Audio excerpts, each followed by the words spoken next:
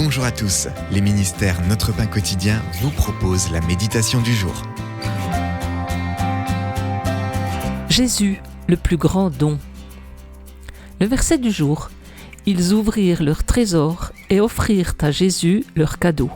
C'est dans Matthieu chapitre 2, verset 11. Oh, quelle musique plus douce qu'un chant de Noël pour la naissance de notre roi céleste.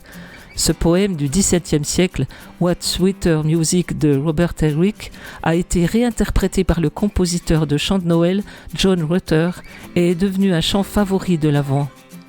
Cette douce mélodie décrit une longue période froide d'attente, que le sentiment printanier de l'arrivée de Jésus réchauffe et qui invite les auditeurs à lui offrir leur cœur.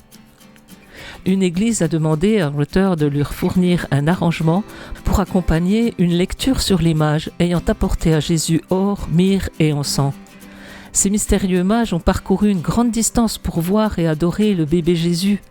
Lorsqu'ils ont fini par le trouver, ils ont été remplis d'une très grande joie et se sont prosternés devant lui.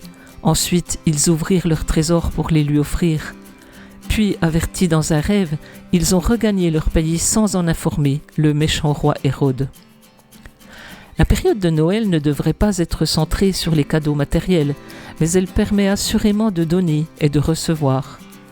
Dieu a donné son Fils pour guérir un monde brisé. Si nous ne lui avons jamais donné notre cœur, le jour idéal est venu de le faire. S'il y règne déjà, offrons-lui un chant de paix et de joie, en repensant à son arrivée il y a bien longtemps à Bethléem et en attendant son retour. C'était un texte de Karen Pimpo. Quels sont certains des meilleurs cadeaux de la période de Noël? Qu'hésitez-vous peut-être à donner à Dieu? Jésus, tu es le plus merveilleux des cadeaux. Tout ce que je suis et tout ce que j'ai, je te le redonne. Cet encouragement vous a été proposé par les ministères Notre Pain Quotidien.